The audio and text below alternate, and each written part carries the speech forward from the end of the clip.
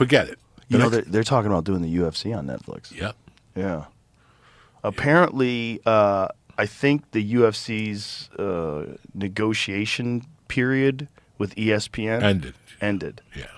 So what that means is they could talk to other people. That fucking thing that night when everything fell apart, that was a bad night. Which night? When the ball dropped. Not this card, but the one before that, when the pay-per-views, when all the disaster started. It was about pay-per-views one night, that nobody was getting the pay-per-view. Oh, UFC right. One of the fighters pay-per-views, fucking... the app failed, yes, right? the app failed. Yeah. It was too overwhelming for the UFC, I think. Because shit happens. But this must have been bad because... What fight card was that, Jamie, where there was a failure? I want to say it would have been... Was I working that? How do I not know that happened?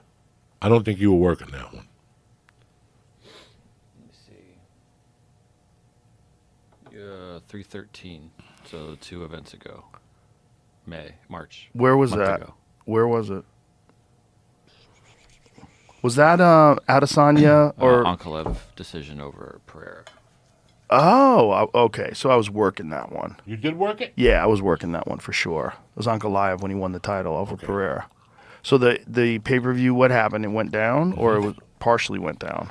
It partially went down. I couldn't order the card. Oh. There was a bunch of shit going on. Then I went on Twitter and I saw Frankie Edgar and a bunch of other guys, fighters, saying, what the fuck is wrong with mine? I'm like, okay, it's not just me. And then I heard the riffraff that night, and then the next day they were talking about it, and then Monday, Dana was hot. I know he did something. He said something about it. Well, I think in general the pay-per-view numbers are down as well because the casuals aren't buying it as much because you don't have... First of all, the UFC is not like boxing.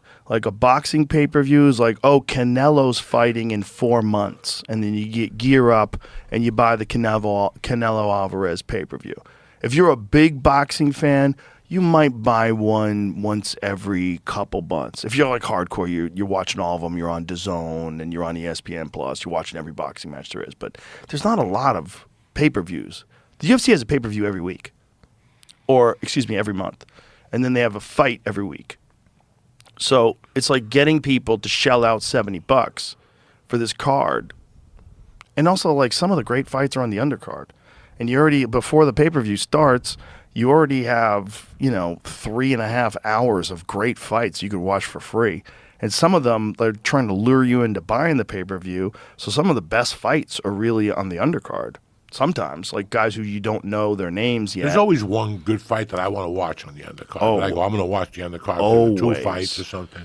Always. And then you guys start talking about the fights, and then you get, and then you order it. Yeah, I mean, the big fight clearly this last weekend was Volkanovski versus Lopez. That was the fight I really wanted to see because I really wanted to see if Volkanovski could pull it off. All-time great featherweight champion, one of the, for sure, greatest fighters of all time.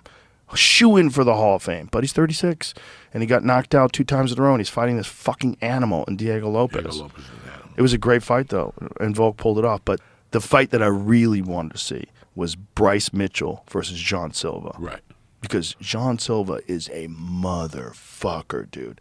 That guy looks like a world champion. He looks like... He choked him with a darce? Yeah, well, he choked him like a ninja choke. Okay. And was like a no arm in. With the darce, you have the arm in, and you cinch it up. That was just all neck. And put him to sleep. He tapped, and then he went out. And to just beat him from pillar to post the entire fight, and was smiling and laughing and looked like he was never threatened and never in danger, just like he was on another level, like way above Bryce, like looked like a world champion. Like even guys that have beat him before, that beat Bryce Mitchell before, except Josh Emmett, who just KO'd him with 1 punch. But like even Ilia Topuria, like he got to get a hold of him first. Like John Silva looked like he was never a fight. Like almost like he was having fun. He was trying to get him to touch hands at the beginning of every round. He wouldn't do it. He's like, come on, touch hands. He tried.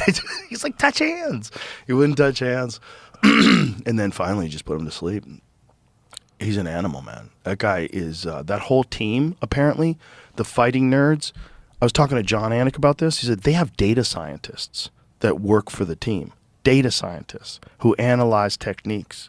And they like break things down, like what's effective and patterns. They find patterns of opponents, what the person does, when they do it, Where how are they these do guys it. at? Brazil.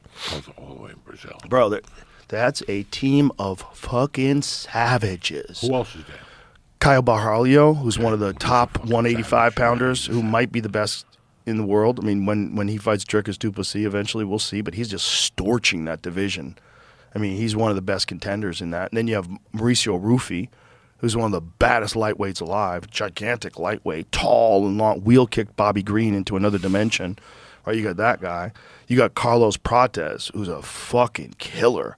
Stone cold Muay Thai killer who's really hard to take down. And he's just 100% finishing rate in the UFC, I believe. He just knocked out Neil Magny. Like he fucks everybody up. He's a sniper. Like super like skillful and slick Muay Thai guy. So their whole team is just killer. Is all killers. Just like a team of like brilliant up and coming killers. See, these guys are learning now. It's not just about training hard. It's not just about sacrifice. It's about thinking hard too. It's about learning.